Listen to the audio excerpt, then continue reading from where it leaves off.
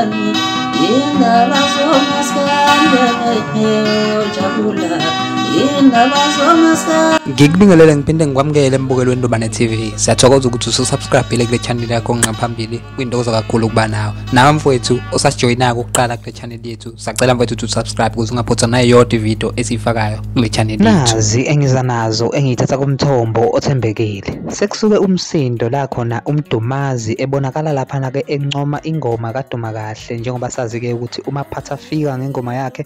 ukhiphile ke iCD yakhe esihloko sayo sithi ke phakathi komhlane nembeleko lapha na ke uMdumazi ke ubese encoma lapha na ke ingoma kaDuma Kahle lapha na ke esihloko sayo sithi ke kuyoba nini eku track number 14 lapha na ke ngibona thandeka ukuncoma ke kwalensizwe yasemTubatuba lapha na ke emkhanya kudo incoma lapha na ke insizwe yaseFryhead akubanga kuhle endlebeni zabanye abantu lapha na ke nasemehlweni abanye abantu lapha ngoba sazi ke ukuthi uMdumazi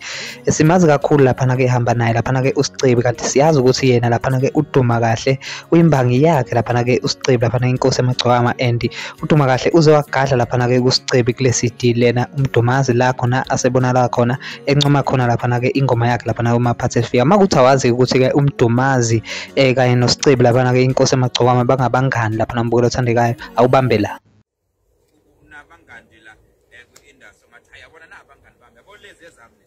hayi nginawo bangani bayazi ke abantu ukuthi mina mase ngigudla kuthiwa ngineyinkabi zami ngisuke ngigudla noMdumazi lapha yana kumdalele amazinyo abushelelezike lapha na ke ubona benza uMdumazi umfoka Mhlongo ukuthi ke ancome lapha na ke uMaphatha fika ngengoma yakhe ngoba ke bathi abantu ke